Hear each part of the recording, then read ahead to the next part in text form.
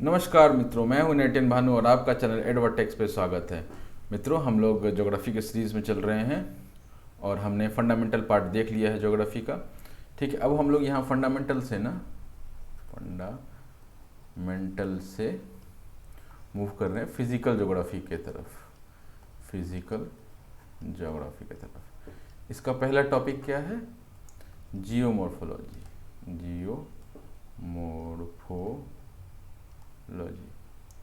ठीक है ना मित्रों, इसकी तरफ हम बढ़ने की कोशिश कर रहे हैं और यहाँ पर हम लोग बेसिक से इसको स्टार्ट करेंगे। कुछ टर्म्स हैं, कुछ ये सब बातें हैं, जो बेसिक बातें हैं वो अपने को समझते हुए चलना है, क्योंकि जब वो आएगा और उस समय फिर से अलग से चर्चा नहीं करेंगे और हो सकता है कि इन सब से भी सवाल उठ के आ जाए आपके एग्जाम्स में। ठीक है, ठीक है मित्रों, आइए हम लोग बेसिक से शुरू करते हैं। पहला तो ये है कि अर्थ की क्रस्ट में जो है वो चेंजेस आते हैं। क्या आते हैं? अर्थ की क्रस्ट में चेंजेस आते हैं। Earth crust goes undergoes changes. ठीक है, तो पहला क्या है कि इंटरनल फोर्स के कारण चेंज होता है, दूसरा है एक्सटर्नल फोर्स के कारण चेंज होता है। इंटरनल फोर्स को हम लोग ओरोजेनेसिस भी बोलते हैं। ठीक है, ओरोजेनेसिस के एग्जाम्पल्स क्या हैं? फोल्डिंग है, फॉल्टिंग है, ठीक है, वोल्केनिक डिस्टर्बेंसेस हैं। तो इंटरनल फोर्सेस जो हैं, जो अर्थ है, मान लीजिए ये एक अपना अर्थ है, ठीक है, इसके अंदर की जो फोर्सेस जो काम कर रही हैं, इसके अंदर में जो फोर्सेस होंगे वो काम कर रही हैं, उसके कारण जो अर्थ के क्रस्ट पे चेंज आता है, ठीक, तो उसको हम लोग क्या बोल देते हैं? ओरोजेनेसिस और या फिर इंटरनल फोर्सेस। अब इसके एग्जाम्पल देखिए, एक एक एग्जाम्पल को समझते चलेंगे क्या क्या इसमें है हो रहा है। ओरोजेनेसिस क्या है कि फोल्डिंग और फॉल्टिंग आता है। फोल्डिंग आपको पता है, दो अगर प्लेट्स ऐसा टकराती हैं तो एक टकरा रही है ना, तो एक जो है वो ऊपर उठता चला जाता है, दूसरा नीचे घुसता चला जाता है, या दूसरा भी मिट्टी से ऊपर उठता चला जाता है, ये बनता है। तो पहले यहाँ प्लेन था या पहले यहाँ सी था, ठीक है ना। अब ये जो है इधर मूव कर रहा है, ये इधर मूव कर रहा है। अब कैसे क्या मूव कर रहा है वो हम आगे देखेंगे, बट अभी के लिए समझिए कि ज़मीन जो है, दो प्लेट्स, जो भूकंप आता है ना, आप देखे होंगे कि भूकंप आया है कहीं पे। भूकंप में क्या हो, वो जो प्लेट्स है ना वो टकरा रही होती हैं, तो उससे क्या होता है, टकराते टकराते ये क्या होता है, एक फोल्ड माउंटेन्स का राइज हो जाता है यहाँ पे। ठीक है, तो जैसे कि अपना एग्जांपल कौन सा है? Himalayas, that is folding. Folding मतलब ऊपर उठना। ठीक है, फॉल्टिंग क्या होता है? फॉल्टिंग मतलब होता है वो क्या हो रहा था कि एक दूसरे के पास आ रही थी, तो उससे क्या हो रहा था? हिमालय बन रहा था। अभी क्या हो सकता है ना कि ये ज़मीन है, यहाँ से अलग अलग हो रहा है ना, ये इधर मूव करने लग जाएगा, ये इधर मूव करने लग जाएगा, तो अपने को क्या फाइनली मिल जाएगा? ये ऐसा और ये ऐसा मिल जाएगा। तो दिस इज़ अ फॉल्ट। ठीक है ना, ये क्या है? फॉल्ट है। फॉल्ट मतलब गलती नहीं, वो फॉल्ट मार दिया या फॉल्ट कर दिया, वो सब नहीं। फॉल्टिंग मतलब होता है अलग होना। फोल्डिंग ऊपर उठना, फॉल्टिंग अलग होना। ठीक है, तो तीसरा क्या? Volcanic disturbances. अब क्या, वॉल्केनो से क्या होता है? लावा निकलता है, राइट। मान लीजिए ये वॉल्केनो है, ठीक है, इसमें से ये लावा बह के चला गया, ये मान लेते हैं ये लावा है। अब ये लावा जो बाहर आता है, पहले तो मैग्मा बाहर आता है, मैग्मा जब जम जाता है उसको लावा बोलते हैं। ठीक है, तो ये जो बन के एक पत्थर बन के निकल के आ जाता है, तो ये क्या है कि अपना अर्थ क्रस्ट पे ये भी एक चेंज पैदा कर रहा है। ठीक, दूसरा क्या होता है? External forces.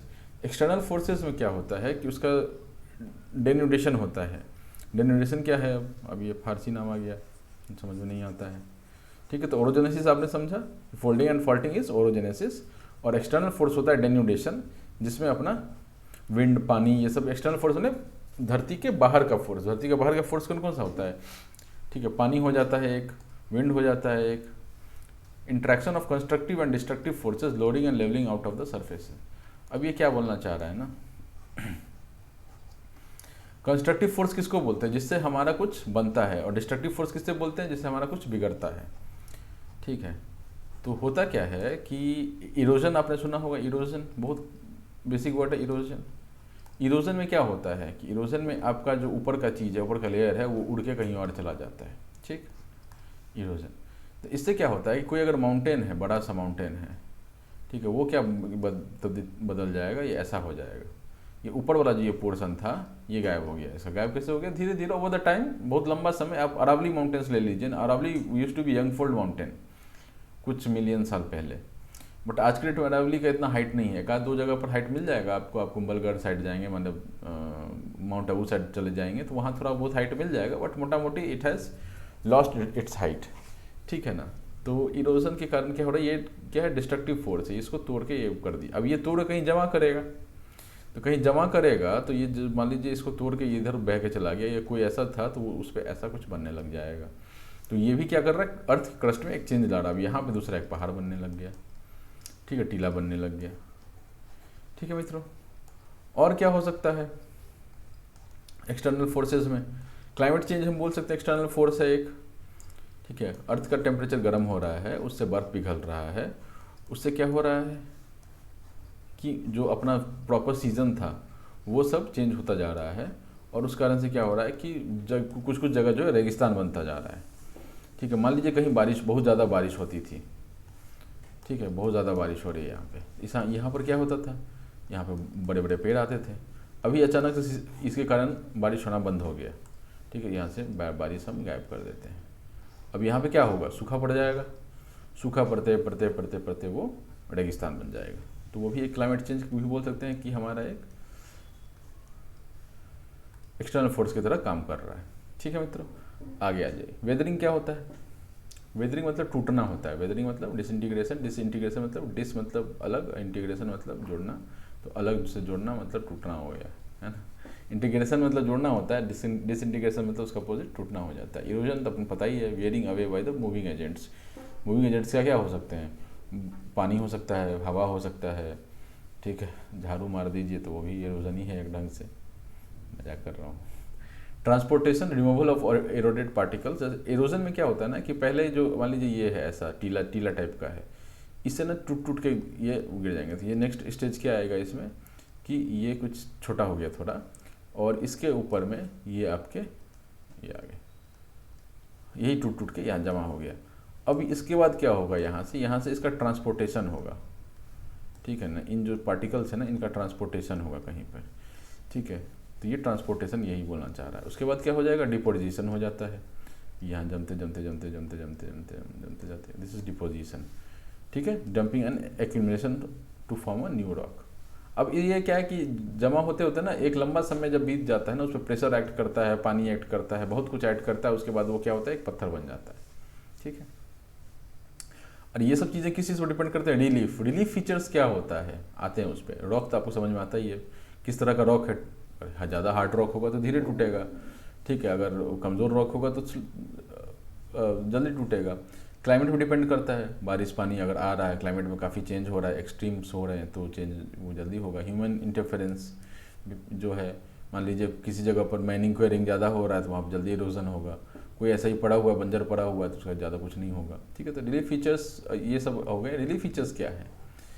रिलीफ फीचर्स मतलब होता है कि कहीं एग्जैक्ट वर्ड अगर मैं बोलूँ रिलीफ के लिए, तो जो भी आप देखते हैं ना, कहीं माउंटेन देख रहे हैं, कहीं पे आप नदी बहती हुई देख रहे हैं, ठीक है, कहीं पे आप प्लेटो देख रहे हैं, तो ये सारे क्या ना रिलीफ फीचर्स हैं। रिलीफ फीचर्स मतलब एक्चुअल ज्योग्राफी जो हम वर्ड टर्म यूज़ करते हैं उसके लिए एक्चुअली ज्योग्राफी है उस एरिया की, या उस एरिया का जो लैंड टाइप है, या उस एरिया का जो लैंड फॉर्म है, जो भी है उस एरिया को, उसको लोग रिलीफ फीचर्स में बोलते हैं, ठीक है। रिलीफ उसको बोलते हैं। अगर कोई जगह प्लेन है तो उसका रिलीफ क्या है, प्लेन है। और कोई जगह माउंटेनस है तो उसका रिलीफ क्या है, माउंटेनस है, ठीक है। तो उसमें डिपेंड करता है, माउंटेन होगा तो जल्दी इरोजन होगा, प्लेन होगा तो यार वो तो पहले से ही कटा पिटा हुआ है, उसका क्या ही इरोजन होगा, ठीक है।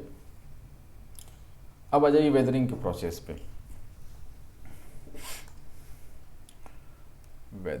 वेदरिंग अब हम ये समझ चुके हैं कि टूटने जो रॉक टूटता है ना, उसको हम लोग वेदरिंग कहते हैं, ठीक है। इरोजन एक पूरा प्रोसेस है। इरोजन के प्रोसेस में पहले वेदरिंग होता है, फिर ट्रांसपोर्टेशन होता है, फिर डिपोजिशन होता है, तो ये सब पूरा इरोजन में आ जाता है, ठीक है। वेदरिंग में क्या है कि वेदरिंग में टूटना है। अब टूटना दो तरीक़ा से हो सकता है। वेदरिंग अगर देखें हम तो दो तरीके से टूट सकता है। पहला तो है आपका केमिकल और दूसरा है फिजिकल, ठीक है। केमिकल में बेसिकली हम एलिमेंट्स जो होते हैं ना, रॉक्स में एलिमेंट्स मिलते हैं अपने को, तो एलिमेंट्स का जो रोल है वो हम देखते हैं। फिजिकल में हम टेम्परेचर वगैरह का रोल देखते हैं, टेम्परेचर का देखेंगे, पानी का देखेंगे, तो इस तरह की चीज़ों का देखेंगे। ये सब रोल इसमें देखने के लिए मिलता है। आइए इसमें देखते हैं। तो पहला इसमें क्या है अपने पास, केमिकल वेदरिंग। चलिए इसको मिटाने की ज़रूरत नहीं है, ठीक है। अभी केमिकल में क्या बोल रहा है, slow process with gradual decomposition of rocks due to exposure to air and water which contain chemical elements that accentuate the process. ठीक है, ये बहुत बेसिक डेफिनेशन है, चूँकि डेफिनेशन याद होना चाहिए। अब अगर मतलब यूपीएससी वगैरह, स्टेट पीएससी वगैरह सब में तो नहीं आता है, but just in case video कोई अगर थर्ड पर्सन देख रहा है जो क्लास स्कूल वगैरह में पढ़ता है, तो जस्ट उसके लिए है ना। होता क्या है ना कि अब जब कोई रॉक है अपने पास, इस रॉक का जो है एक्सपोजर जो है, ठीक है, एक्सपोजर होता है एयर से, हवा तो हर जगह है, और किससे होता है, वाटर से होता है, इसमें बारिश होती है। ठीक है, जब एयर और वाटर से एक्सपोजर होता है तो इसमें जो केमिकल एलिमेंट्स है, जो मैंने बोला था ना आपको, केमिकल एलिमेंट्स, जो एलिमेंट्स हैं वो क्या करते हैं, इनके साथ इंटरेक्ट करते हैं। एयर में तो हर तरह का गैस मिलता है, वाटर में आपको क्या होता है कि H2O मिलता है, तब इनका इंट्रैक्शन से ना कुछ कुछ होने लग जाता है। अभी आएंगे कुछ कुछ क्या होता है, ठीक है, उस पर।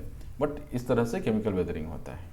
और एक्सेंचुएट का मतलब क्या होता है, एक्सेलरेट होता है। एक्सेंचुएट जल्दी करना, एक्सेलरेट करना, या फिर स्पीड अप करना होता है इस एक्सेंचुएट का मतलब। ठीक है ना, तो एक्सेंचुएट कौन करता है, केमिकल एलिमेंट जो प्रेजेंट होते हैं रॉक्स में, जो इनके साथ रिएक्ट करते हैं, और हमको ये वेदरिंग का, केमिकल वेदरिंग का प्रोसेस देखने के लिए मिलता है। अब देखिए मलेशिया में ना एक ग्रेनाइट सरफेस जो है exposed is pitted and rough. अब इसको देखिए कि ये जो एक्सपोज्ड है ना, ये जो आप देख रही है, मैंने फोटो इंटरनेट से डाला है, ठीक है, ये ग्रेनाइट सरफेस है मलेशिया का।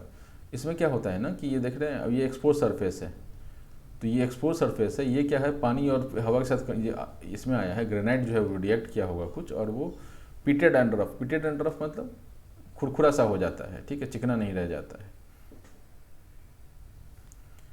ठीक है, चिकना नहीं बोलेंगे उसको, जैसे मैंने आपने ऐसा तोड़ा, मतलब एक कोई हिल है, उसको आपने इसमें से ऐसा कुछ तोड़ के निकाल लिया, ठीक है, तो ये कैसा बन जाएगा, ये कुछ ऐसा बन जाएगा, है ना, ये इधर से तोड़ के निकाल लिया। अब क्या होता है कि इस पॉइंट पे जो है ना, इस पॉइंट पे पानी और इसका अटैक होता था, अब पानी ऊपर से मार रहा है इसको, तो ये झरता झरता झरता झरता ये कैसा कुछ बन जाएगा, ये अल्टीमेटली बन जाएगा आपका कुछ ऐसा बन जाएगा। ठीक है, ये जो पोर्शन था, ऐसा बल्ज जो था, यहाँ बल्ज था ना एक, यहाँ जो बल्ज एक था, उसको ये खा जाएगा। ठीक है, तो वही यहाँ पे बताना चाह रहा है।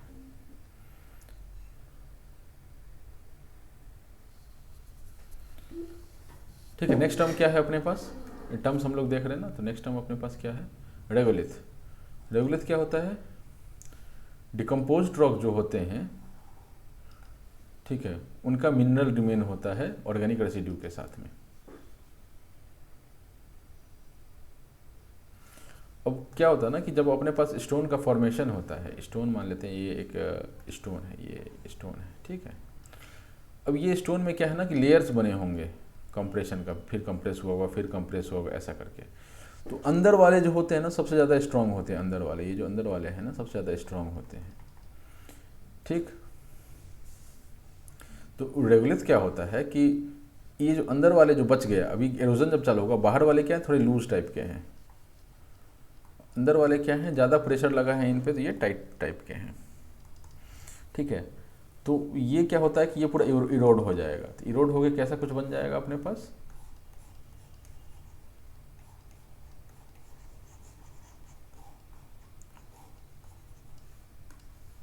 ठीक है, ये इरोड हो गया, और इरोड होके बचेगा मेरे पास, ये बचेगा।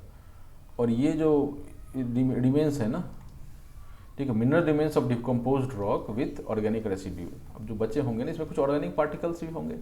ठीक है, तो हो क्या रहता कि वो जो ट्रांसपोर्टेशन से या डिपोजिशन हुआ, और तो डिपोजिशन में तो ऐसा नहीं है ना कि सिर्फ पत्थर ही आकर गिरा होगा, वहाँ पे कुछ इंसेक्ट्स मर गए होंगे, या कुछ फूल पत्ती आ गया होगा जो उसके साथ टिक गया होगा, वो सर गल गया होगा बट वो टिक गया होगा उसके साथ।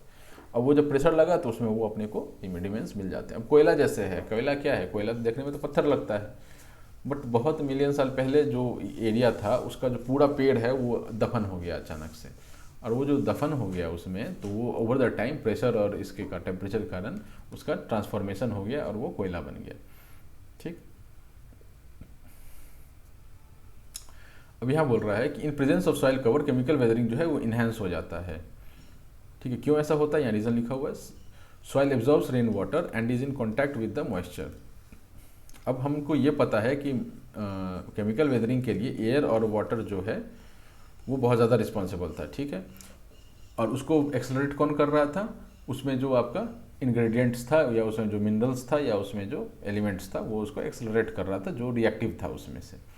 अब सॉइल कवर होने से क्या ना, केमिकल वेदरिंग जो है इन्हेंस हो जाता है। अब ये स्टेटमेंट सीधा सीधी आपकी यूपीएससी या स्टेट पीएससी में आ सकता है, ठीक है, इसलिए मैंने सीधा इसको लिखा है और ये मैं इसको पढ़ भी रहा हूँ, ठीक है। In presence of soil cover chemical weathering enhances, ठीक है। ये क्यों ऐसा होता है कि अगर कोई पत्थर है, पत्थर के ऊपर में अपने पास सॉइल है, अब ये सॉइल पर क्या होगा, बारिश होगी तो ये सॉइल गीला रहेगा थोड़ी देर।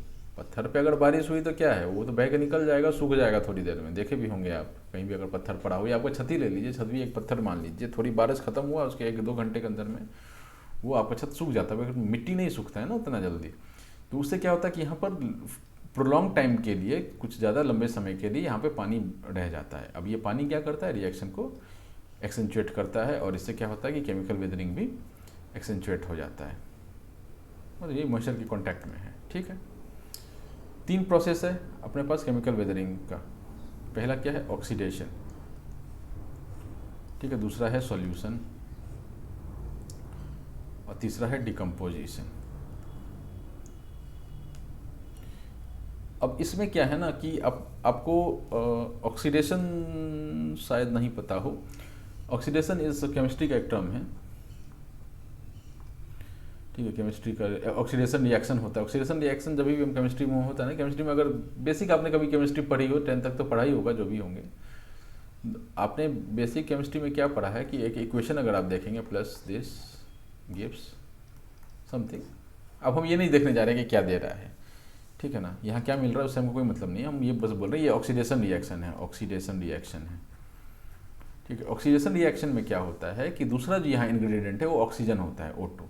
यहाँ कुछ एलिमेंट होगा, हमको नहीं पता है क्या है, लेकिन एलिमेंट होगा, कुछ एलिमेंट होगा, ऑक्सीडेशन रिएक्शन होगा, और यहाँ पर हम क्या मिलेगा, एलिमेंट O2 के साथ कंबाइंड, ठीक है। तो हुआ क्या कि ये एक एलिमेंट था जिससे ऑक्सीजन मिला, और ये हमको ऑक्सीजन से कंबाइंड एक एलिमेंट मिल गया। तो वही चीज़ ऑक्सीडेशन रिएक्शन में पत्थर में होता है। पत्थर में एलिमेंट होता है, ऊपर एटमॉस्फेयर में ऑक्सीजन होता है, दोनों का रिएक्शन होता है और ये कुछ बन जाता है। जैसे उसका एक एग्जांपल आप देख लीजिए, oxidation of iron rusting. Rusting क्या होता है कि आयरन है, आप उसको पेंट नहीं किए, पेंट अगर कर दें तो एक कोटिंग आ गया, बीच में लेयर आ गया, तो कॉन्टैक्ट को आप रोक सकते हैं। लेकिन क्या है कि ये आयरन है, आयरन को क्या बोलते हैं, फेरस बोलते हैं, फेरस आयरन, आयरन नहीं बोल दीजिए इसको, आयरन, आयरन का ये लेयर है, ये ऑक्सीजन के साथ ये आया, तो ये क्या होता है कि FeO2 बन जाता है, ठीक है। अब इक्वेशन सही गलत पे नहीं जा रहे हैं, Fe2O3 बनता है वैसे, ठीक है, फेरिक फेरस, फेरस है ना, Fe2O3 बन जाता है कुछ, ठीक है, ऐसा कुछ आयरन ऑक्साइड बन जाता है। इसको केमिस्ट्री को हटा देते हैं, नहीं तो साइकोलॉजिकल इम्पैक्ट ना हो जाए आप लोग पे, ठीक है। इसमें क्या बनता है, आयरन ऑक्साइड बन जाता है, आयरन ऑक्साइड। अब आप देखते होंगे कि जंग लग के कुछ चीज़ टूट गया, ठीक है, कभी आप देखे होंगे अपने घर में कोई गेट वेट होगा जहाँ पर पानी और ये होगा ना, जब पानी जमता होगा तो वहाँ पर जंग लग जाता है लोहे में, और जंग लगते खाते खाते खाते खाते टूट जाता है। क्यों टूट गया वो, ठीक है, कोई फोर्स तो नहीं आया उस पर, बस उस आयरन के साथ उसका जो रिएक्शन हो गया ना, उसके कारण वो टूट गया, ठीक है मित्रों, आपके लिए क्लियर है।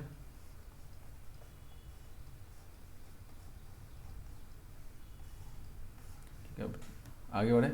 ये ऑक्सीडेशन रिएक्शन था, क्रम्बल्स एंड इरोड्स, ये तो आप यही मैं बता रहा था आपको, क्रम्बल्स एंड इरोड्स, ठीक है। आपको समझ में आ गया, कुछ नहीं समझना है इसमें, मैंने कुछ नहीं याद रखना है। एक ऑक्सीडेशन एक प्रोसेस है जिसके तहत जो है एलिमेंट जो होता है पत्थर में या कहीं पे भी, वो आपका ऑक्सीजन के साथ रिएक्ट करता है और वो कंबाइन हो जाता है ऑक्सीजन के साथ, और जो जिसके साथ वो जुड़ा हुआ था ये E2, वो E2 इसको छोड़ के निकल गया और ये बन गया। तो आपको कैसा दिखेगा, ये आपको ऐसा दिख जाएगा, ठीक है। मान लीजिए बीच में गैप हो गया, ये यहाँ वाला जो था एलिमेंट ये चला गया और ये पत्थर बन के निकल गया। इससे पत्थर क्या मतलब, बुकनी मतलब कुछ पाउडर टाइप का बन के वो निकल गया, ठीक है। अब ऐसा भी नहीं है ना, आप देखते हैं कि भाई वो जंग खा करके वो उतना दूर खोखला हो गया था, अभी खोखला जो हो गया वो थोड़ी ना गायब थोड़ी हो गया होगा, वो धीरे धीरे उसका पाउडर गिरता होगा और वो हवाओं के साथ, पानी के साथ, सबके साथ वो बह जाता होगा, ठीक है। दूसरा क्या आता है, सॉल्यूशन, ठीक है। सॉल्यूशन क्या होता है कि मिनरल्स जो होते हैं रॉक्स में, मिनरल्स जो हैं रॉक्स में वो वाटर में डिसॉल्व हो जाते हैं, ठीक है, जिसमें CO2 होता है और वो वीक एसिड बना देता है, अब ये ना केमिस्ट्री के टर्म्स आ रहे हैं, राइट। तो इसको आप ऐसे समझिए कि वीक एसिड, कार्बनिक एसिड है ना ये, जैसे H2CO3 हो जाता है। ये क्या है, कार्बनिक एसिड का नाम आपने सुना होगा। बेसिक तो आपको मतलब यूपीएससी में भी साइंस पूछता है, इनफैक्ट हर एग्जाम में ही साइंस पूछता है, तो थोड़ा बहुत पता होना चाहिए, ठीक है। अगर एक आध फार्मूला इसमें गलत लिखा हो तो डोंट माइंड। कार्बनिक एसिड है ये। कार्बनिक एसिड क्या होता है, वीक एसिड होता है। अब कार्बनिक एसिड देखेंगे, एक कार्बोनेट है, एक हाइड्रोजन है, तो H2O प्लस CO2 क्या देता है अपने को, कार्बनिक एसिड देता है, H2CO3 दे देता है। अब होता क्या है कि ये जो इतना लंबा चौड़ा जो कहानी बताया गया है, इसमें क्या बोला गया है कि वाटर है ना, वो कार्बनिक एसिड फॉर्म कर लेता है, और वो कार्बनिक एसिड क्या करता है या वाटर क्या करता है, उसको डिजोल्व कर लेता है जो मिनरल्स प्रेजेंट होते हैं, ठीक है। आपने ऐसा पढ़ा होगा ना, सॉरी, ठीक है, आपने ऐसा पढ़ा होगा कि मान लीजिए सोडियम है कहीं पर, सोडियम प्लस सोडियम को आपने H2CO3 से कंबाइन कर दिया, और ये क्या हो जाता है, Na2CO3 बन जाता है, ठीक है। ऐसा कुछ बन जाता है, टूट फूट के कुछ बन जाता है, ठीक है ना। तो ये बेसिकली यही बोलना चला कि सॉल्यूशन में मिला जुला करके एसिड बन जाता है, या फिर उसको डिसॉल्व कर लेता है, ठीक है। आप उतना डेप्थ मत जाइए, अब ये केमिस्ट्री पढ़ाने लग गया तो फिर हो गया, ठीक है। अब इसका एग्जांपल देखते हैं। लाइमस्टोन रीजन आपको ध्यान होगा, कैल्शियम कार्बोनेट बन जाता है वहाँ पे, ठीक है। Solution is affected by composition and structure, joints and cracks, density. अब सॉल्यूशन जो है, सॉल्यूशन क्या है, सॉल्यूशन को प्रोसेस होने के लिए पानी का घुसना जरूरी है ना। ये दो पत्थर हैं, मान लेते हैं ये पत्थर है, थोड़ा ढंग का बने बॉस, चलिए ये एक पत्थर है मान लेते हैं। अरे भाई देखो, भूल गया मैं इसको एयरप्लेन मोड में डालना, याद कर लिया मेरे को, ठीक है। ये पत्थर है, इसमें क्या होगा, क्रैक्स होगा अपने पास। आप कोई पत्थर देखेंगे उसमें क्रैक्स दिखेगा आपको, है ना, ये क्रैक्स दिख रहा है आपको, ठीक। अब क्या होगा कि इसमें पानी पेनिट्रेट करेगा, ठीक है, और फिर वही डिसोल्यूशन का काम करेगा। तो बोलना क्या चाह रहा है कि कंपोजिशन और स्ट्रक्चर जो भी होता है रॉक का, ये बहुत डिटरमाइन करता है आपका कि सॉल्यूशन कितना तेज़ी से प्रोसेस करेगा। सॉल्यूशन क्या है, केमिकल वेदरिंग कर रहा है, सॉल्यूशन एक प्रोसेस है जो कि केमिकल वेदरिंग कर रहा है, ठीक है। सॉल्यूशन को काम करने के लिए जो रॉक का कंपोजिशन है वो मैटर करता है, क्योंकि अगर रॉक का कंपोजिशन हार्ड वाला है तो सॉल्यूशन नहीं हो पाएगा, पानी पेनिट्रेट ही नहीं कर पाएगा। सॉफ्ट वाला है, क्रैक्स हैं उसमें, तो पानी पेनिट्रेट करेगा और उसमें वेदरिंग का प्रोसेस चालू हो जाएगा। अब यहाँ पे एक टर्म आ रहा है, रेट ऑफ वेदरिंग।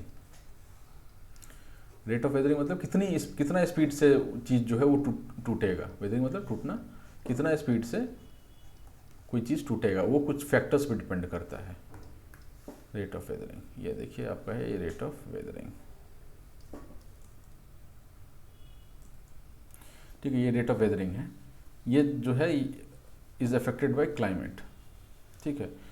तो क्लाइमेट से कैसे करता है, इस पर हम अभी डिस्कस करेंगे। रेट ऑफ वेदरिंग क्या हुआ, पहले तो आप ये समझिए। रेट ऑफ वेदरिंग का सीधा सीधी मतलब है स्पीड, किस स्पीड से, स्पीड ऑफ ब्रेकिंग, ठीक है। अब ये बोलना ये चाह रहा है कि सॉल्यूशन जो है उसमें पानी बहुत बड़ा रोल प्ले कर रहा है। कोई ऐसा जगह जहाँ पे बारिश नहीं होती है, क्या वहाँ पे सॉल्यूशन प्ले कर पाएगा, नहीं कर पाएगा, ठीक है। तो वो किस चीज़ पर डिपेंड कर रहा है, क्लाइमेट पर डिपेंड कर रहा है। क्लाइमेट मतलब ट्रॉपिकल नेशंस हैं, ट्रॉपिकल नेशंस मैंने आपको लास्ट टाइम बताया था ना, ट्रॉपिकल नेशंस कौन से हैं, 30 से 30 के बीच वाले जो है ट्रॉपिकल नेशंस हैं, 30 डिग्री नॉर्थ से 30 डिग्री साउथ, ये जो है ट्रॉपिकल नेशंस हैं। जस्ट अ सेकेंड,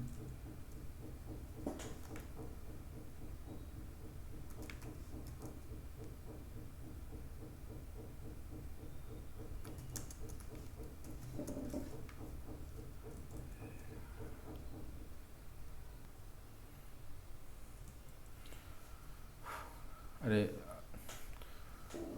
अभी क्या ना, मैं सोसाइटी में रहता हूँ अभी सोसाइटी में क्या है ना, ऊपर से गटर गटर, नीचे से गटर गटर, ये ऑल टाइम चलता रहता। अभी कोई ऊपर में कुछ कूट रहा था, कूटना समझते हैं आप, ढक ढक ढक ढक ढक ढक ढक ढक।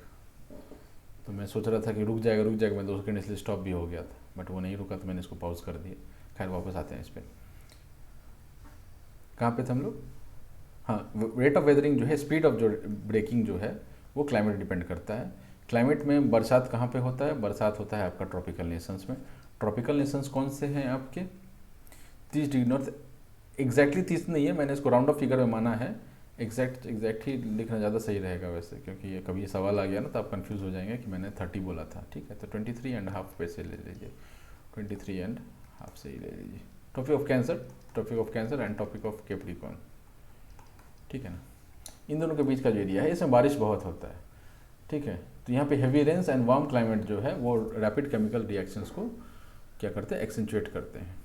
ठीक है, warm wet promotes while dry weather inhibits. ये अभी बोला ना आपको मैंने, ड्राई वेदर मतलब जहाँ बारिश नहीं हो रही, जहाँ बारिश नहीं हो रही वहाँ उसके लिए तो सोल्यूशन के लिए तो पानी चाहिए। बारिश नहीं हो रही तो पानी नहीं है, तो मतलब ड्राई वेदर में क्या हो जाएगा, वो उसका स्पीड कम हो जाएगा। ठीक है, इसका तीसरा प्रोसेस क्या? डिकम्पोजिशन। ठीक है, ऑर्गेनिक एसिड्स का आपने नाम सुना हो अगर, बहुत सारे होते हैं। एक तो H2,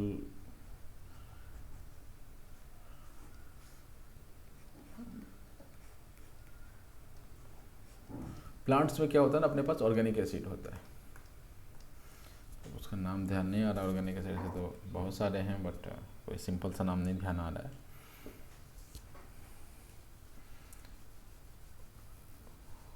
अपने को इनऑर्गेनिक एसिड ज़्यादा पढ़ाए जाते हैं। ऑर्गेनिक एसिड H2CO3 कुछ करके होता था, H2CO3 कुछ करके, आप देख लीजिएगा एग्जैक्टली क्या था। ठीक है, इसमें क्या था ना कि ऑर्गेनिक एसिड क्या होता है? प्लांट में अपने को मिलता है। ठीक है, तो वो क्या करता है? उसको डिकम्पोज करने का काम करता है। ठीक, इसमें देखिए बैक्टीरिया जो है that thrive on decaying plants and animal produce acids that speed up the process। ठीक है, प्लांट में क्या, एक प्लांट है उसमें बैक्टीरिया है कि वो क्या करता है कि प्लांट को डिके करता है और क्या रिलीज करता है? एसिड प्रोड्यूस करता है। ठीक है, मैंने बोला ना प्लांट में अपने को एसिड मिलता है। ये एसिड कहाँ से आता है? बैक्टीरिया की डिकम्पोजिशन से मिलता है। वो क्या करता है? उस प्रोसेस को स्पीड अप कर देता है। ठीक है, मोसेस और लिचेंस, ये सीधा स्टेटमेंट्स आपके आ सकते हैं। ठीक है, यूपीएससी में सीधा स्टेटमेंट पूछ सकता है उठा करके, और बहुत बेसिक है। इतना बेसिक में अगर आप नहीं पढ़े हुए हैं, क्योंकि यूपीएससी कभी टफ चीज़ें नहीं पूछती हैं, वो सिंपल चीज़ों को घुमा के पूछती है। और आपको लगेगा आपको आता है, कोई सा भी आप पेपर उठा के, ईयर का पेपर उठा के देखिए, आपको लगेगा करंट हटा दीजिए। करंट का तो क्या है कि जिस साल का है उस साल का किसी ने पढ़ा है तो बता पाएगा, नहीं तो करंट तो आप 4 साल पुराना करंट अफेयर्स किसको ही याद रहता है। ठीक है, तो आप जब देखेंगे ज्योग्राफी सबका चैप्टर तो आपको लगेगा यार सारे सवाल तो बहुत आसान है, लेकिन जब आप एग्जाम में बैठिएगा तो वही सवाल आपको लगेंगे यार इसका ये आंसर होगा या ये आंसर होगा। ठीक है, तो mosses and lichens absorb chemical elements from rocks and produce organic acids. अब ये क्या किया मोसेस और लीचेंस? क्या किया? मोसेस और लीचेंस जनरली पानी वाले एरिया में ही होते हैं। ये एक पत्थर पे आया और उसने उसके एलिमेंट्स को एब्जॉर्व कर लिया और फिर उसमें पानी घुसने लग गया और वो सॉल्यूशन भी परफॉर्म होने लग गया और डिकम्पोजिशन तो खैर एसिड जो बना, एसिड जो उसने रिलीज़ किया वो भी साथ में उसके परफॉर्म कर रहा है ब्रेकिंग में। ठीक है, ये दोनों लाइन आप लिख लीजिए, क्योंकि ये लाइन सीधा सीधी आपके एग्जाम्स में उठ के आ सकता है। बाकी कॉन्सेप्ट समझ में आ ही जाता है कि डिकम्पोजिशन में ऑर्गेनिक एसिड कहीं से तो मिल रहा होगा जहाँ से डिकम्पोजिशन हो रहा होगा। अब कहाँ से मिल रहा है? एक बैक्टीरिया है, मोसेस एंड लीचेंस से। ठीक है, इन सब से क्या होता है कि जो स्पीड है वो बढ़ जाता है। अरे यार ये क्या आ गया है?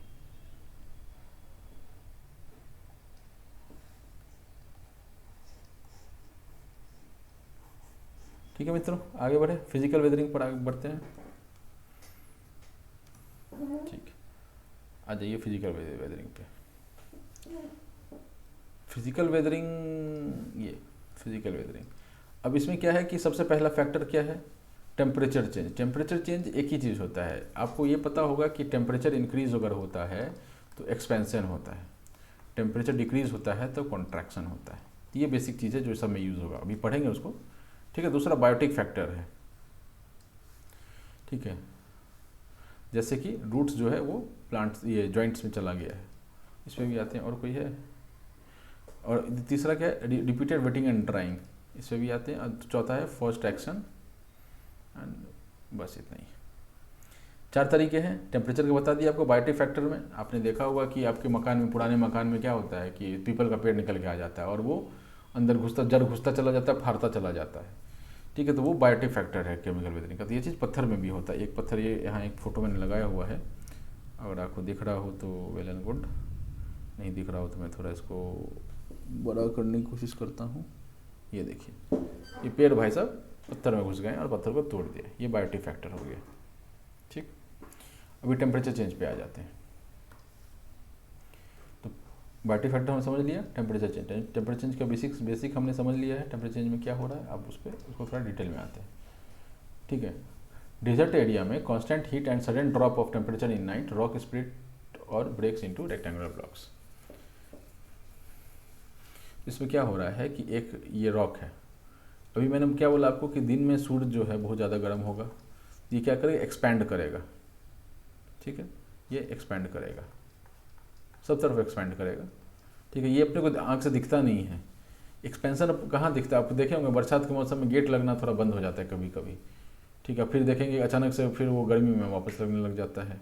ठंड में कोई गेट नहीं लग रहा, गर्मी में लगने लग जाता है। तो एक्सपेंशन और कॉन्ट्रैक्शन का ही कॉन्सेप्ट है वहाँ पर।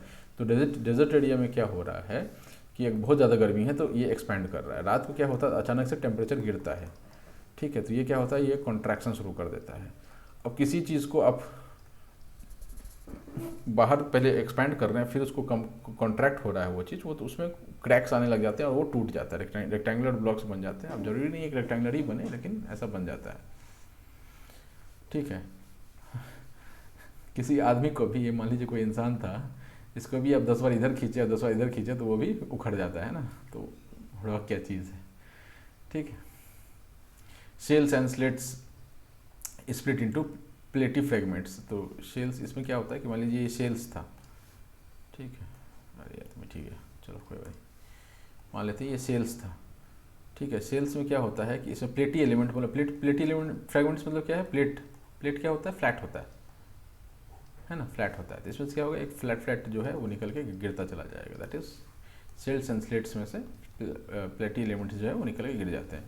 क्रिस्टलिन रॉक्स, ठीक है, कौन कौन से होते हैं, quartz, mica, feldspar, expand and contract, वही चीज़ बोल रहा है, ठीक है। इसको क्रिस्टलिन रॉक्स क्यों बोलते हैं, ठीक है। अगर आपने थोड़ा साइंस, आपको थोड़ा नॉलेज हो, साइंस बैकग्राउंड से अगर हैं आप या नॉलेज भी हो, तो आपको ये पता होना चाहिए ना कि हर चीज़ के अंदर में, हर एलिमेंट या हर मॉलिक्यूल या हर चीज़ के अंदर, चीज़ ही समझ में चलिए, उसके अंदर एक स्ट्रक्चर होता है। कैसा है, आप मान लेते हैं कि बेडशीट्स है, तो बेडशीट्स में कैसा स्ट्रक्चर होता है, ऐसा स्ट्रक्चर दिखता है ना अपने को, आप गौर से देखिएगा ऐसा ही स्ट्रक्चर दिखेगा, ठीक है, ठीक। अगर कोई ये होता है, बूढ़ा होता है, बूढ़ा मतलब मेरे को इंग्लिश नहीं पता उसका, कुछ ऐसा थोड़ा दूर दूर पे होता है। तो हर चीज़ के अंदर स्ट्रक्चर होता है। तो एक क्रिस्टलिन स्ट्रक्चर किसको बोलते हैं, ये कार्बन के जो ये होते हैं ना आइसोटॉप्स वगैरह, उसमें ये एक स्ट्रक्चर देखने के लिए मिलता है। उसमें कैसा होता है कि एक स्क्वायर है, मान लीजिए एक रेक्टेंगल, सॉरी एक स्क्वायर नहीं, एक क्यूब है, ये क्यूब है ना, थोड़ा फिगर गलत बन गया बट मान के चलिए ये, अब ये एक क्यूब है, ऐसे 10 क्यूब्स को आप जोड़ दीजिए। एक रूबिक्स क्यूब आपने देखा होगा, रूबिक्स क्यूब पता है क्या आपको, ये ऐसे होते हैं, रूबिक्स क्यूब बोलते हैं इसको। ये स्क्वायर होता है, ये मैंने बड़ा छोटा दिख गया बट ठीक है ना, ये रूबिक्स क्यूब है, ठीक है। इसमें भी वैसे ही ये रूबिक्स क्यूब है। तो ये इसको बोलते हैं क्रिस्टलिन स्ट्रक्चर, कुछ ऐसा, ठीक है। हो सकता है थोड़ा लंबा चौड़ा हो, ठीक है, कोई रेक्टेंगल हो, एक ऐसा कुछ रेक्टेंगल हो, दूसरा कोई स्क्वायर हो, बट ये ऐसे ही होते हैं, वर्टिकल लाइंस और हॉरिजॉन्टल लाइंस होते हैं इसमें, ठीक है। तो इस तरह की चीज़ों में क्या होता है, एक्सपेंशन और कॉन्ट्रैक्शन होता है, तो उससे ये चीज़ हो रहा है। चीज़ वही है, टेम्परेचर में आपका एक्सपेंशन और कॉन्ट्रैक्शन ही काम करेगा, बट डिफरेंट जगह पर डिफरेंट टाइप का जो है चीज़, वो चीज़ हो रहा है। यहाँ पे भी वही हो रहा है ना, कांस्टेंट हीट से, जो कांस्टेंट हीट और सडन ड्रॉप ऑफ टेम्परेचर से क्या हो रहा है, एक्सपेंशन कॉन्ट्रैक्शन की ही बात कर रहे हैं। क्रिस्टलिन रॉक्स में भी वही बात कर रहे हैं। तीसरा चीज़ इसमें एक इम्पॉर्टेंट पॉइंट क्या बोल रहा है कि मैक्सिमम जो अपने पास स्ट्रेस होता है, ठीक है, मैक्सिमम जो स्ट्रेस है और प्रेशर है वो रॉक सरफेस के पास होता है। ऑब्वियस सी बात है, जो सामने दिखेगा वही तो ज़्यादा थप्पड़ खाएगा, अगर आप ग्रुप में चल रहे हैं और कोई डंडा लेकर मारना शुरू करे तो बीच वाले को थोड़ी चोट लगेगा, जो बाहर वाला है उसको चोट लगेगा। ठीक है, तो मैक्सिमम स्ट्रेस और प्रेशर जो है वो आपको रॉक सरफेस पे मिलता है। ठीक, जहाँ पे शार्प एंगल्स हैं वहाँ पर मिलता है। अगर आप ठंड में देखे होंगे, आप ठंड में अगर बाइक पे चल रहे हैं तो नाक ठंडा हो जाता है, ये ठंडा नहीं होता है। क्यों ऐसा होता है, कभी गौर किया आपने? बाइक क्या किसी भी गाड़ी में भी चलिए, या ऐसा भी नॉर्मल भी, आप जनवरी दिसंबर के महीने में आप वॉक कर रहे हैं, घर में ही वॉक कर रहे हैं, तो आपको ये सब गर्म रहता है, ये नाक ठंडा हो जाता है। वही बोल रहा है कि शार्प एंगल्स जो होते हैं ना वो ज़्यादा एक्सपोज्ड होते हैं, इसीलिए वो ठंडा हो जाता है। वातावरण ठंडा है, ये एक्सपोज ज़्यादा हुआ, आगे हवा का जो झोंका आया तो पहले से टकराया, तो इसको ज़्यादा प्रेशर फील करना पड़ता है। एक्सफोलिएशन का मतलब क्या होता है? एक्सफोलिएशन मतलब लेयर्स में वो बने थे, ऐसे लेयर्स में कंप्रेस होकर बने थे, अब वो उखड़ना चालू होता तो लेयर्स में उखड़ते हैं वो। ठीक है ना, ये लेयर्स में उखड़ना चालू होगी। कैसा? ओनियन टाइप का, ओनियन जैसे फील करते हैं ना अपन, वैसे ही हो जाता है। ठीक है मित्रों, बायोटी फैक्टर्स हम लोग देख चुके हैं। तीसरा है हमारे पास रिपीटेड वेटिंग एंड ड्राइंग। इसमें भी वही कंसेप्ट है, अगर कुछ गीला होता है सूखता है, गीला होता है सूखता है। कपड़ा क्या होता है? गीला होता है सूखता है, आप पहनते हैं, सूखा वो पहनते हैं, फिर उसको धोते हैं, गीला होता है, फिर वो सूखता है, फिर पहनते हैं, फिर धोते हैं, तो वो होते होते वो फट जाता है। वही हो रहा है यहाँ पर कि एग्जाम्पल में क्या, ट्रॉपिकल रीजन ऑफ मलेशिया। ये आप मेंस वगैरह के लिए जो ऑप्शनल के हिसाब से अगर कोई पढ़ रहे हैं इस चीज़ को, तो आपके लिए इंपॉर्टेंट है ये सब पॉइंट्स। ट्रॉपिकल रीजन ऑफ जो मलेशिया है उसमें क्या होता है, short downpour saturate the rocks and hot sun dries it up. ठीक है, तो गीला हुआ फिर सूखा, गीला हुआ सूखा, उसमें क्या हो जाता है, वो टूटने लग जाता है। ठीक है, ऑकर्स इन कोस्टल एरियाज। अभी क्या होता है ना कि कोस्टल एरियाज में आप देखे होंगे कि आप कभी मुंबई का जुहू नहीं, Chowpatty, Chowpatty is marine drive, कभी आप मरीन ड्राइव पर देखेंगे ना तो ऐसा कुछ आपको चीज़ सब दिखे, ब्लॉक सब दिखेगा फेंका हुआ है नदी में। सॉरी, नदी नहीं है वो, समुद्र है, अरेबियन सी है। ठीक है ना, ये टकराए वैसा फेंका हुआ है। और इधर क्या है, चौपाटी का रोड चलता है, और इधर पूरा ये भरा हुआ है, ये सब पूरा इधर भरा हुआ है, इस चीज़ से पूरा इसमें भरा हुआ है। ऐसा क्यों भरा हुआ है? क्योंकि ये हाई टाइड और लो टाइड में क्या होता है ना, अगर इससे टकराता रहेगा हाई टाइड लो टाइड में, तो ये सड़क को किसी दिन ले खाएगा। इसलिए हमने इसको फेंक दिया है कि भाई तुमको खाना ही है ना, तो तुम इसको खाओ पहले। ठीक है, कुछ साल में क्या होगा, मेरे को लगता है कि 20-25 साल 30 साल में हो सकता है कि ये सब टूट फूट जाए, तो फिर नया इनको रिप्लेस करना पड़ जाए। ठीक है, तो कोस्टल एरियाज में क्या होता है कि रॉक्स आर ड्राइड बाय सन और विंड बिटवीन टाइड्स। टाइड्स क्या, टाइड्स पता है क्या आपको?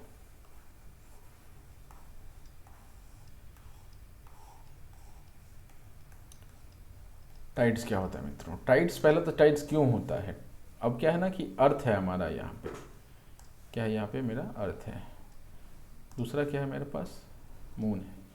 ठीक है, जितना भी ऑब्जेक्ट है इस संसार में, इस संसार के, इस पूरे ब्रह्मांड में, पूरे यूनिवर्स में जितना भी सामान है, अगर उसमें मास है तो उसमें ग्रेविटेशनल फोर्स होगा। इसमें भी ग्रेविटेशनल फोर्स है, मेरे अंदर भी ग्रेविटेशनल फोर्स है। ठीक है, अब ये मेरे तरफ क्यों नहीं आ रहा है? क्योंकि हम दोनों के बीच का जो ग्रेविटेशनल फोर्स है, एक फॉर्मूला होता है Gm1m2, फिजिक्स का फॉर्मूला है, 12th लेवल में पढ़ाया जाता है ये सब। चूँकि इंजीनियर हूँ तो थोड़ा बहुत ये सब काफ़ी कुछ पता है। Gm1m2/r²। अब इसका डिटेल में नहीं जाना है, बस हम ये समझना चाह रहे हैं कि लिखना क्या चाह रहा है। r क्या है? दोनों के बीच का डिस्टेंस r है ना। m1 क्या है? इसका m1 मास होगा, इसका m2 मास होगा। ठीक है, और g एक कांस्टेंट होता है ना। तो होता क्या है कि अगर डिस्टेंस ज़्यादा होगा, डिस्टेंस अगर ज़्यादा होगा, इस ये स्क्वायर है यार, Gm1m2/r² है ना। तो अगर डिस्टेंस ज़्यादा होगा तो ये ओवरऑल ये वैल्यू कम होता जाएगा। r अगर बढ़ेगा, r अगर बढ़ाएंगे तो ये वैल्यू जो है ये कम होता जाएगा। क्यों कम होगा? क्योंकि डिनोमिनेटर में चीज़ अगर बढ़ता है तो ओवरऑल चीज़ जो होता है वो कम होता चला जाता है। ऑब्वियसली 1/10 और 1/100 में कौन बड़ा नंबर है? 1/10 ही बड़ा है। ठीक है, तो वही कहना चाह रहा है कि अगर r² अगर बड़ा है तो ये वैल्यू कम होता जाएगा। तो मतलब अगर ज़्यादा डिस्टेंस पे है तो उस पर ग्रेविटेशनल फोर्स नहीं लगेगा। दूसरा क्या है, m1 मेरा मास और सामने वाले का मास, जितना मास ज़्यादा होगा उतना ज़्यादा अट्रैक्शन होगा। तो अभी क्या है कि अभी इस पे और मेरे बीच में भी Gm1m2, मेरा m1 है, इसका m2 है, और हम दोनों के बीच की जो दूरी है वो r है। ठीक है, इतना इस पर ग्रेविटेशनल फोर्स इस पर भी लग रहा होगा, मेरे पे भी लग रहा होगा। लेकिन ये जो है फोर्स अभी जो निकल के आया, इसको हम क्या बोलते हैं? ग्रेविटेशनल फोर्स बोल देते हैं। ठीक है गर्लफ्रेंड, ग्रेविटेशनल फोर्स। ठीक है, तो ये जो फोर्स, ग्रेविटेशन फोर्स हम दोनों के बीच में लग रहा है, उसको कंपेयर कीजिए आप अर्थ से, ठीक है। तो मोटा मोटी डिस्टेंस कितना है, डिस्टेंस का तो कोई फंडा नहीं है, ज़्यादा दूर तो है नहीं, हम तो अर्थ पे ही है, ठीक है। दूसरा क्या है m1, अब अर्थ का मास से कंपेयर कीजिए, m2 तो इसका ही मास हो गया है ना। तो अब जब कंपेयर करेंगे तो अर्थ का मास m1 अगर है और मेरा मास भी अगर बड़ा वाला m है, दूसरा इसे ये कर देते हैं, मेरा मास ये है, कौन ज़्यादा बड़ा होगा, ये तो कितना ज़्यादा बड़ा होगा, ठीक है। तो ये इन दोनों के बीच का जो एक फोर्स GF1 निकल के आ रहा है, वो इसका जो धरती के साथ फोर्स है, धरती के साथ जो फोर्स है वो जो दूसरा फोर्स है वो बहुत ज़्यादा है, इसलिए ये हम दोनों ये मेरी तरफ खींचा हुआ नहीं आ रहा, ये नीचे गिरेगा, अगर छोड़ेंगे इसको तो अभी ये नीचे गिरेगा। क्यों नीचे गिरेगा, क्योंकि इसका अर्थ के साथ ज़्यादा ग्रेविटेशनल पुल है एक दूसरे की तरफ, मेरे साथ इसका ग्रेविटेशनल पुल इतना नहीं है, ठीक है। वापस आ जाते हैं टॉपिक पे, ठीक है। तो ये पुल मैं क्यों बता रहा था आपको कि अगर किसी भी चीज़ में मास है तो उसमें ग्रेविटेशनल पुल होगा, ठीक है। क्योंकि ये फॉर्मूला में क्या बोला है, Gm1 m2, अगर एक भी मास 0 हो गया तो फिर उसमें ग्रेविटेशनल पुल नहीं होगा, ठीक। तो अब यहाँ पे क्या है, मून है, ठीक। तो मून का कुछ मास होगा, अर्थ का कुछ मास होगा, ठीक है। ये क्या करेगा, अर्थ क्या करेगा, अर्थ इसको अपनी तरफ खींचेगा और ये क्या करेगा, ये इसको अपनी तरफ खींचेगा। मून अर्थ को अपनी तरफ खींच रहा है और अर्थ मून को अपनी तरफ खींच रहा है, तो इस पे क्या हो रहा है, पुल लग रहा है। अब इस पुल में क्या होता है, ठीक है, इस पुल में क्या होता है, तो अर्थ तो नहीं खींचा के चला जाएगा, अर्थ का तो मास बहुत ज़्यादा, मून से भी बहुत ज़्यादा है, ठीक है। ऐसा रहता तो सन जो है वही अर्थ को खींच लेता है ना, तो ये कहीं बैलेंस पर बैठे हुए हैं हम लोग, ठीक है। अभी क्या होता है कि ये तो नहीं खींच के चला जाता, लेकिन इसके ऊपर जो सामान है, पानी है, पानी बहुत लूज है, पानी का वेट एज एक एक मॉलिक्यूल का पानी का वेट जो है वो बहुत कम है, तो ये थोड़ा सा खींच जाता है। तो इसमें इससे क्या होता है, हाई टाइड और लो टाइड का फैक्टर आता है यहाँ पे। तो हाई टाइड क्या होता है,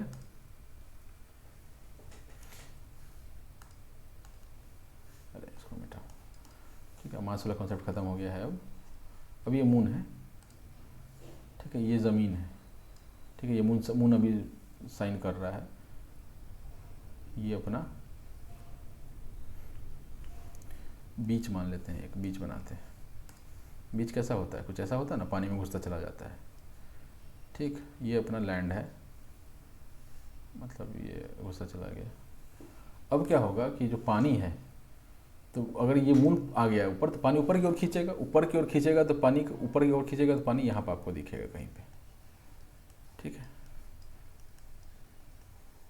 ना। पानी यहाँ तक पहुँच गया, ऊपर खींच के यहाँ तक पानी पहुँच गया। अब क्या होगा कि मून चला गया यहाँ से, ठीक है, मून अगर चला गया यहाँ से तो पानी वापस अपने नॉर्मल लेवल पे पहुँच जाएगा यहाँ से ऐसा।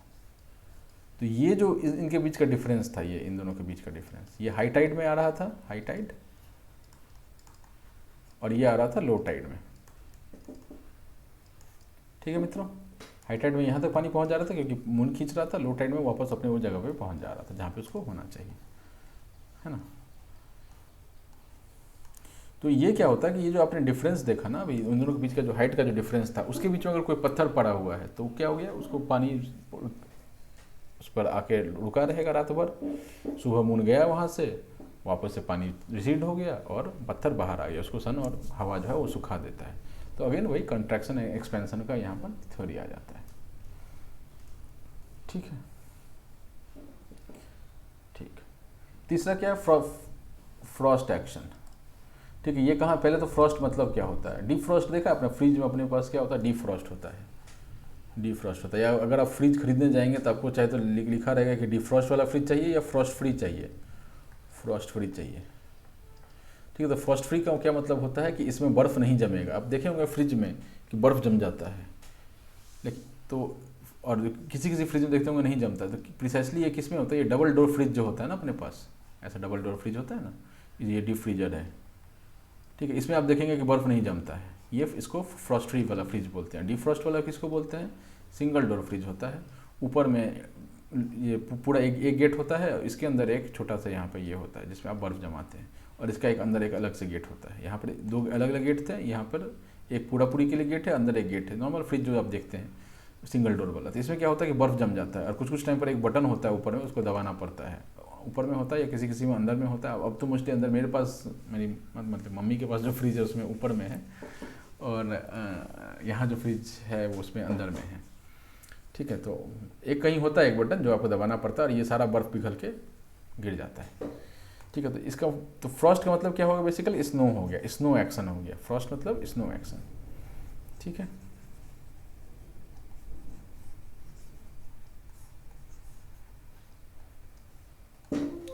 फ्रॉस्ट मतलब स्नो एक्शन। ये कहाँ देखा जाएगा, टेम्परेट एरियाज में देखा जाएगा। ठीक है, आर्कटिक में देखा जा सकता है, एंटार्क्टिक में देखा जा सकता है। ठीक है, अब कोई जगह अगर full whole of the year round जो है वो बर्फ़ से ही ढका हुआ है, जहाँ पे पेंगुइन वगैरह मिल जाते हैं अपने को, पेंगुइन पता है ना आपको, चेक कर लीजिएगा, एक बर्ड है। तो पेंगुइन जहाँ पे होता है वहाँ तो खैर फुल टाइम बर्फ़ होता है, तो उसको हम नहीं कंसीडर करते हैं कि वहाँ पर फ्रॉस्ट एक्शन नहीं होगा। भाई वो फुल डे तो बर्फ़ ही जमा हुआ है, तो अंदर में कुछ पड़ा हुआ, उस पर तो इफेक्ट कहाँ आ रहा है ना। तो होता क्या, टेम्परेट जोन में क्या होता है कि ठंड के टाइम में यहाँ बर्फ़ जम जाता है और विंटर्स के टाइम में यहाँ से बर्फ़ गायब, सॉरी विंटर्स के टाइम में यहाँ बर्फ़ जम जाता है और समर्स में यहाँ से बर्फ़ गायब हो जाता है। तो इस केस में फ्रॉस्ट एक्शन देखने के लिए मिलता है। अब ये देखिए, ये फ्रॉस्ट एक्शन से हुआ है, ये कुछ ऐसा माउंटेन रहा होगा। ठीक है, इसमें बर्फ़ गिरते गिरते गिरते गिरते इसको तोड़ता चला गया। ठीक है, और अल्टीमेटली क्या बचा है, ये बचा हुआ है अपने पास। ठीक है, अब क्या बोल, सेंटेंस में क्या बोलना चाह रहा है, temperature drops in night and in winter water in the cracks and expand by 1/10 of the volume and exert pressure it depends the cracks the mountain it creates pinnacles. इसको पिनाकल बोलते हैं, ये पॉइंटेड टॉप जो है ना उसको पिनाकल्स बोलते हैं। इसको मैं बता रहा हूँ अभी। ठीक, इसको पिनाकल्स बोलते हैं। ये पिनाकल है अपना, एंगुलर आउटलाइंस आ जाते हैं, देखिए एंगल बन गया ना एक। फ्रॉस्ट सैटर्ड पीक्स यही है वो। ठीक है, सब कुछ का एक ही जवाब। ठीक, इसमें क्या बोलना चाह रहा है कि होता क्या है ना कि मान लेते हैं कि कोई ऐसा है, पत्थर है उसमें हल्का सा ये गैप है ना, गैप है। अभी यहाँ बारिश हुई, इसमें पानी भर जाएगा। और वाटर का एक प्रॉपर्टी होता है, वाटर का क्या प्रॉपर्टी होता है कि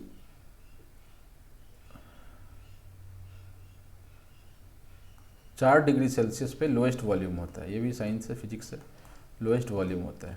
वाटर की बात कर रहा हूँ, ये बहुत कॉमन सा चीज़ है, आप VLUME। ठीक है, एनोमोलस एक्सपेंशन ऑफ वाटर आपने शायद पढ़ा होगा। ठीक है, क्या पढ़ा होगा, एनोमोलस एक्सपेंशन ऑफ वाटर, नाम लिख दो, एनोमोलस,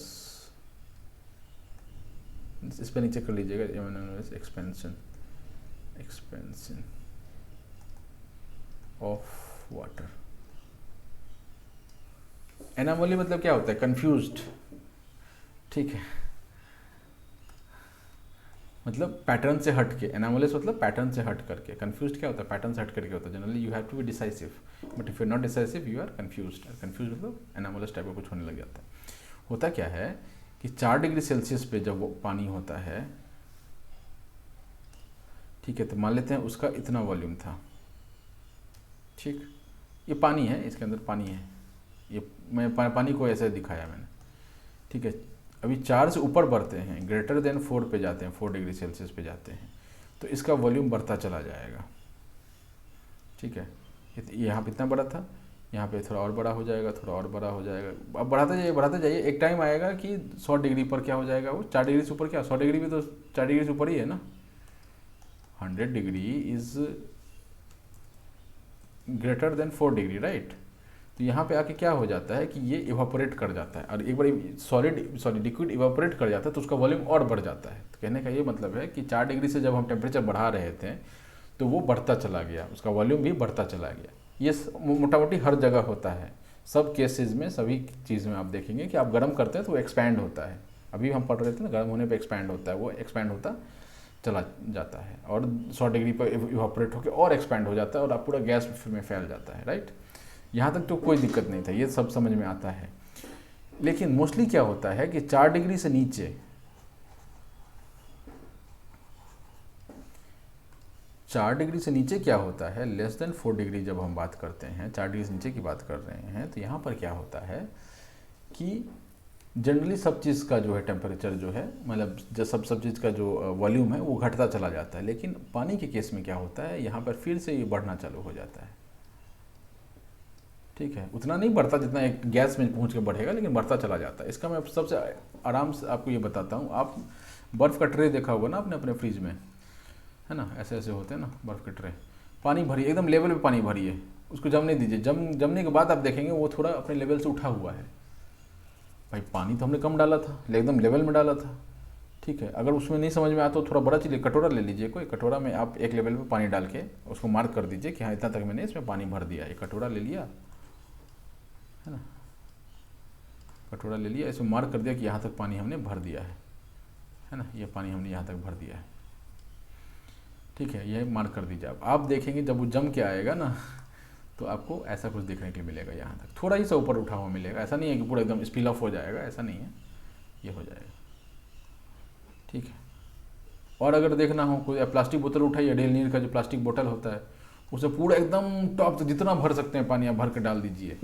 ठीक है, अब जब बोतल पूरे शेप में था, अब जब बर्फ़ जम के निकलेगा तो वो आपको कुछ ऐसा दिखेगा। ये साइड से एक्सपेंशन हो जाएगा। तो कहने का ये मतलब है कि 4 डिग्री से नीचे जब टेम्परेचर बढ़ता है तो फिर अगेन उसका वॉल्यूम बढ़ने लग जाता है। मतलब वाटर का एनोमलस एक्सपेंशन इसीलिए बोला गया है कि 4 से ऊपर तो बढ़ता है, वो तो ठीक है, सब केस में ऐसा होता है, सभी में टेम्परेचर बढ़ने पर एक्सपेंशन होता है, लेकिन इसमें टेम्परेचर घटने पे कॉन्ट्रैक्शन के बदले एक्सपेंशन ही होने लग जाता है वाटर के केस में। ठीक है, अब क्यों है नहीं है हम उसमें नहीं जाएंगे, वो साइंस का टॉपिक है, मैं कभी जब साइंस का वीडियो पढ़ाऊँगा तो उसमें बताऊँगा ये चीज़। बट ऐसा होता है, ये आप एक्सपेरिमेंट करके देख सकते हैं, बहुत बेसिक एक्सपेरिमेंट है। कोई बोतल में पानी भर के देखिए या कटोरे में पानी भर के देखिए, आपको तुरंत दिख जाएगा सब कुछ। ठीक है, तो होता क्या है ना, ये बोल दिया यहाँ पे कि 1/10 ऑफ द वॉल्यूम जो है इंक्रीज कर जाता है। तो कहने का ये मतलब इस क्रैक में गया, यहाँ ये फ्रीज हो गया। अगर ये फ्रीज हो गया तो ये क्या करेगा, ये एक्सपैंड करेगा। ठीक है, अगर इधर स्पेस मिल गया तो इधर तो निकलेगा ही थोड़ा सा जितना स्पेस मिलेगा, लेकिन इसको भी तो ठेलेगा ये एक्सपैंड। मेरे को एक्सपैंड करना है, मैं मोटा होता जा रहा हूँ, तो मैं कुर्सी में दोनों साइड में ठेलूंगा, पीछे भी ठेलूंगा, आगे इधर भी ठेलूंगा, और आगे तो मेरा पेट निकल ही रहा है, राइट। तो ये होता है, इससे क्या होता है, और फिर अचानक से इसको प्रेशर लगा रहे हैं, और फिर प्रेशर जो पिघला प्रेशर कम हो गया, तो ये प्रेशर बढ़ते बढ़ते तोड़ते चला जाता है इसको, यही यहाँ पे बोलना चाह रहा है। ठीक है, वाटर इन द क्रैक्स जो है वो टेम्परेचर ड्रॉप होता है तो जम जाता है, एक्सपैंड करता है इतना वॉल्यूम से, and exert pressure, it depends the crack. पहले ये फाड़ता जाएगा, फाड़ते फाड़ते तोड़ देगा उसको।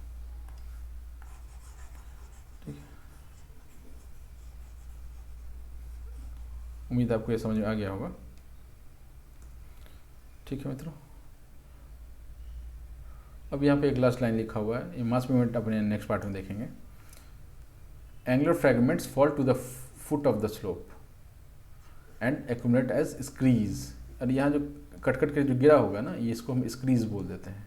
ठीक है, टूट के अब जैसा कुछ टूट के है, वो नीचे गिरा है ना, आप कहीं पुराना कहीं गाँव में देखे होंगे, कुछ चीज़ टूट के गिर गया तो वो ईंटा ही रख लीजिए, ईंटा ही आप जब जहाँ जमा करते तो उससे कुछ झड़ के नीचे गिरता वहीं गिरा हुआ होता है ना। तो उस माउंटेन के केस में जब ये एंगुलर फ्रैगमेंट्स जो निकल के यहाँ गिरे हुए होते हैं उसको हम लोग स्क्रीज बोल देते हैं, कचरा जो होता है उसको स्क्रीज बोल देते हैं। ठीक है मित्रों, ठीक है, अब ऑलमोस्ट हम लोग 50 मिनट्स क्रॉस कर चुके हैं, इसको हम लोग यहीं रैप अप करते हैं। आप मुझे ग्रेक्स 1192 पे फॉलो कर सकते हैं, ग्रेक्स 1192 पे फॉलो कर सकते हैं, और प्लीज़ लाइक शेयर और सब्सक्राइब कर दीजिए। लाइक शेयर और सब्सक्राइब, सभी का कहना है एक बात, like share subscribe please. Thank you, चलिए टाटा।